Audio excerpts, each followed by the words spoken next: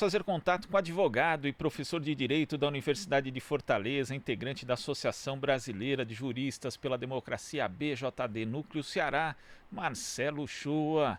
Bom dia, Uchoa. Bom dia, Glauco. Bom dia, Marilu. Estou aqui muito feliz participando do programa com vocês novamente. Opa, nós que estamos felizes com a sua participação, Uchoa. E olha, a gente tem aqui a nomeação do novo ministro da Justiça, também do diretor-geral da Polícia Federal, mas queria voltar um pouquinho para o episódio da saída, né, do ex-ministro da Justiça, Sérgio Moro, que acabou desencadeando, obviamente, nessas nomeações, mas queria que você Uhum. falasse a respeito dessa questão. A gente estava acompanhando aqui a matéria do Jomiag, da TVT, e Aham. tem a questão dos crimes de responsabilidade que podem ter sido cometidos pelo presidente Jair Bolsonaro, mas também tem a postura do ex-ministro Sérgio Moro, né, que inclusive falou de um acordo ali para garantir a segurança da sua família, caso ocorresse alguma coisa com ele à frente do ministério, e tudo isso ficou muito ali sem, sabe, o Jornal Nacional de sexta-feira, por exemplo, que fez praticamente o papel de advogado do Moro, não fez uma assessoria de Uhum. imprensa para o ex-ministro, simplesmente não toca nessa questão, a mídia tradicional também não. Como é que você vê aí? Tem algum herói nessa história entre Sérgio Moro e Jair Bolsonaro, Shoa? Glauco, o ex-ministro da Justiça, Sérgio Moro, tentou levar para o Executivo a mesma ação, o mesmo modus operandi de ação que ele já adotava enquanto juiz, que é aquele que se dá desgarrado da lei, né? Fora da lei. A, uma lei é uma situação que é criada a partir da cabeça dele, de acordo com o que ele acha que é correto e o que não é. Aquele diálogo, na verdade, foi uma troca de acusações gravíssimas entre o ex-ministro e o presidente da República, demonstrou ali algumas constatações. Por exemplo, que o ex-ministro Sérgio Moro barganhou a sua presença no governo do começo ao fim. Primeiro, ele buscou se munir de todas as autoridades sobre uma pasta, como se a pasta fosse dele, ele não devesse qualquer tipo de justificativa a absolutamente ninguém, é algo que seria inédito na República e que não se justifica num regime democrático. Depois ele ficou barganhando com a possibilidade de ser ministro do STF, como se uma toga do STF fosse algo que pudesse ser atribuído para uma pessoa só porque ela é bacana ou porque ela acha que merece. E a outra foi essa história da pensão para a família, que isso aí de fato assombrou a classe jurídica inteira desse país, porque é uma pensão que não existe. Do ponto de vista do direito, ela é impossível. E o ex-ministro Sérgio Moro sabia disso. E mesmo assim, ele ainda barganhou essa possibilidade de pensão para, se fosse a situação dele de acontecer alguma coisa com ele, mostrando que o ministro Moro ele não está preocupado com a lei, né? E veja só o que é mais interessante para a nossa desgraça, naquela troca de acusação, é que o ministro Moro também não se mostrou ali preocupado com absolutamente nada de corrupção, porque as condutas dele não eram condutas republicanas. Ao contrário de se preocupar com o povo brasileiro, ele entregou o ministério não só no momento em que o governo dele estava mais enfraquecido, como também no meio de uma crise econômica, no meio de uma pandemia, porque ele achou que o governo ali já não tinha mais sentido, um governo enfraquecido, e para ele seria mais interessante cumprir um voo solo numa eventual candidatura à presidência da República. Ou seja, é um oportunista. A gente já sabia na magistratura. O que a gente não sabia é que ia ser um oportunista traidor dessa envergadura, como foi apunhalando pelas costas aquele que lhe prestou, de alguma maneira, uma serventia, que foi o presidente da República, que, por sua vez, também foi acusado, naquela troca de gentilezas ao contrário na sexta-feira, de cometimento de crimes gravíssimos, que era, por exemplo, meter a mão na Polícia Federal e utilizar a Polícia Federal para o seu benefício dos seus filhos, escondendo aquilo que ele acha que tem que ser escondido, fazendo aparecer aquilo que ele acha que deve aparecer. Então, assim, Glauco, é totalmente fora da conjuntura do direito, da conjuntura legal. Eu estava assistindo aqui com atenção às entrevistas, as reportagens que me antecederam. Eu já tenho expressado aqui, eu sou da linha da Tânia Oliveira, né? O professor Pedro Serrano é um intelectual de uma envergadura extraordinária, é um homem cauteloso, um homem muito entendedor realmente dos meandros legais da interpretação da Constituição, mas eu acho que o cometimento de crime de responsabilidade pelo presidente da República é em sequência e tem que ser levado a efeito pelo Congresso Nacional através de um impeachment que precisa ser iniciado o quanto antes lá na Câmara dos Deputados. Fora os crimes comuns, que também são em sequência. Então aí não tem herói, Glauco. Você me perguntou quem é o herói dos dois. Não tem herói, são dois anti-heróis. Agora tem uma coisa que é certa, eles foram cúmplices, né? Eles participaram dessa mesma trajetória de subterfúgio, de passar uma imagem equivocada para a população e pisaram no direito até onde foi interessante para eles. O show, agora a gente vai à participação da Marilu Cabanhas. Oi, Marilu.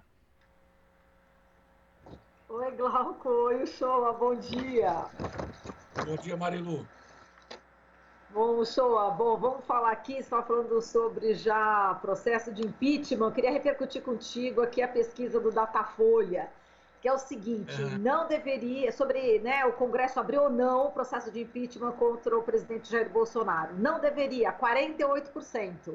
Sim, deveria, 45%, vocês não sabem. Bom, temos aí praticamente o país dividido, né? Queria que você comentasse sobre esse dado e também, como o Glauco já começou, né, logo na primeira pergunta, em relação aí ao novo ministro da Justiça, né, que é o André Mendonça, que ocupava a Advocacia Geral da União, e o novo delegado da Polícia Federal, Alexandre Ramagem, da Agência Brasileira de Informação, e também amigo do clã Bolsonaro. Bom, vamos lá. Primeiro aí em relação ao impeachment e depois esses novos cargos. Marilu, esse tipo de enquete, ela dá uma demonstração importante, talvez, do nível de aceitação do presidente da República, mas não deveria ser o elemento que definisse um eventual pedido de impeachment ou a admissibilidade ou não do impeachment. O que deve definir isso é a existência ou não do crime de responsabilidade. São tantos, né? E em sequência, é difícil, desde o primeiro dia de governo até, não sei se aconteceu algum hoje de manhã, eu ainda não acompanhei, mas não duvido. Mas são tantos que só falta o presidente da República ir lá e ele mesmo dar entrada no pedido de impeachment dele.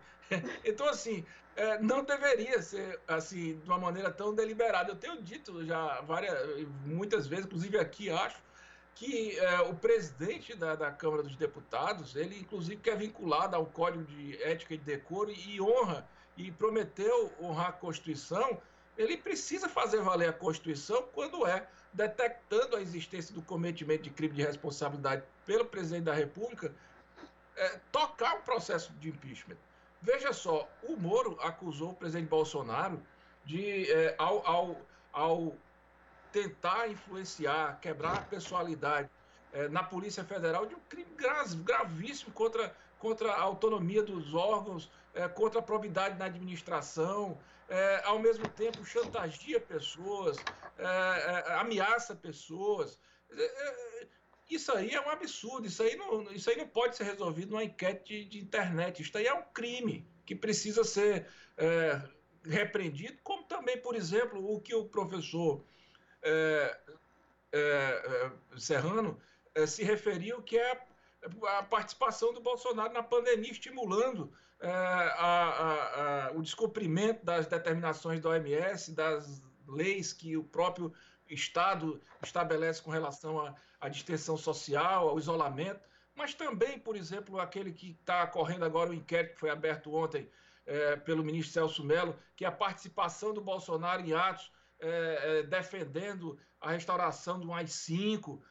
E são muitos crimes de responsabilidade. Eu acho que isso aí não era para estar nem sendo discutido. Mas o Congresso está funcionando à distância, não sei, mas, meu amigo, os crimes estão acontecendo. Não interessa, nós vamos deixar isso acontecer. Com relação à Polícia Federal, você me perguntou o novo ministro da Justiça, eu vou ser sincero com você.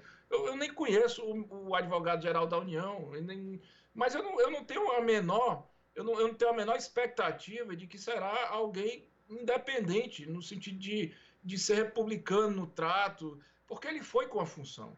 qual é a função que ele foi investido? Fazer aquilo que o antigo estava talvez impedido de fazer, porque não tinha o controle sobre as peças internas da Polícia Federal, que era jogar uma pá de cal dos inquéritos associados ao filho do presidente, sobretudo Carlos Bolsonaro, né, que é, tudo indica, o grande articulador do chamado gabinete do ódio, né, que brincava de soltar fake news à torta e à direita de dentro do Palácio do Planalto, mas quando soltou contra o Supremo Tribunal Federal, aí está levando de lá para cá também a resposta por esse tipo de cometimento de ilícito. Mas não só ao gabinete do ódio. Também esses inquéritos que verificam a participação do presidente da República nesses atos de AI-5, pelo que foi dito pelo próprio presidente Bolsonaro, aliás, pelo Moro, que o Bolsonaro não estava, que o Bolsonaro o acusava de não colocar a Polícia Federal para tentar conturbar o processo em cima da execução da Marielle Franco, que é ligada ao escritório do crime do Rio de Janeiro. Então, olha só, nós estamos aí falando que os filhos do presidente estão envolvidos com essas expressões, rachadinha, gabinete do ódio, escritório do crime, e aí eu não posso ter expectativa com relação ao ministro da Justiça. O diretor-geral da Polícia Federal é amigo íntimo, né? É uma pessoa que, pelas fotos, ele saía com o núcleo ligado ao gabinete do ódio. Então, Marilu, eu soube que advogados estão entrando com ações populares contra essa investidura na diretoria-geral da Polícia Federal, no Brasil inteiro. Me parece que os partidos políticos também vão entrar com ações correspondentes, e eu acho que tem que ser por aí mesmo, porque não dá para a gente alimentar expectativa no cumprimento da lei, porque a ordem é exatamente jogar uma pá de cal na legalidade. Perfeito. E a postura do Maia? A postura do Rodrigo Maia, ele está sinalizando aí que precisa agir com cautela, precisa ter equilíbrio, paciência, que agora o momento realmente a prioridade é o combate ao coronavírus, com os 29 pedidos de impeachment contra o Bolsonaro ali à espera, né, da análise dele. Olha, eu acho, o Maia, ele sabe muito bem que esses pedidos de impeachment, eles precisavam já estar acontecendo, já precisavam ter sido... Ele sabe que já era para ter sido recebido, já era para ter sido processado e até decidido. Mas ele tem um acerto com o ministro Paulo Guedes, que é um acerto que vai muito na linha política e econômica que ele adota, que é no sentido de passar a agenda econômica do governo. Há um compromisso ali, me parece, assim, vendo essa semana, mútuo. O Guedes aceitar um pouco que seja aprovada os auxílios emergenciais, que ele não queria de jeito nenhum, mas foi obrigado, por força das circunstâncias, a aceitar. Mas, por outro lado, o Maia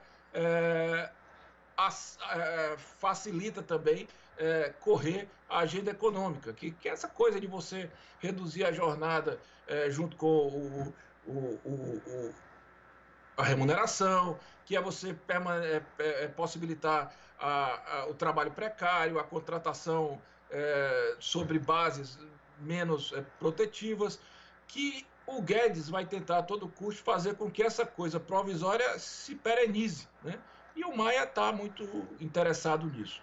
Talvez, quando passar isso, ele vá cuidar de tocar os processos de impeachment, mas não deveria ser assim, né? Pelo contrário, não deveria tocar uma agenda econômica criminosa e deveria tocar o impeachment, porque esse impeachment eu nunca vi coisa mais clara na minha vida, Marilu. Agora, queria só acrescentar, porque quando eu falei da participação, quando eu falei, respondendo ao Glauco, sobre a pensão do Moro, né, veja só, não sou eu que estou dizendo que ele pediu a pensão, nem você, nem o Glauco, nem foi o Bolsonaro, foi o próprio Moro que disse isso, que eu assisti. O Moro dizendo, a única coisa que eu pedi foi uma pensão para minha família se alguma coisa me acontecesse. O problema é que a única coisa que ele pediu não é só imoral, não, é ilegal. Ele pediu aquela coisa que não se pede. Entendeu? Como é que eu posso acreditar que um homem desse seja sério? Eu já sabia que não era, né? Mas ainda quem acreditou até semana passada, eu tenho aqui uma esperança de que tenha mudado de opinião, né? Inclusive porque logo entregou a gravação da tela do presidente, jogou na fogueira uma que eu achava que era companheira, né? Que foi madrinha de casamento dele. O Moro, ele se soltou, né? Mas a gente já sabe. Valeu. Tá certo, show. Obrigada, querido. Um beijo para você. Te passo pro Glauco. Um abraço, querido. Shoa, muito obrigado pela sua participação aqui no Jornal Brasil Atual e até a próxima. Tudo de bom, Glauco. Um abraço a todos. Abraço. Conversamos aqui com o advogado, professor de Direito da Universidade de Fortaleza, integrante da Associação Brasileira de Juristas pela Democracia, Marcelo Shoa. Você está ouvindo Jornal Brasil Atual. As notícias que os outros não dão.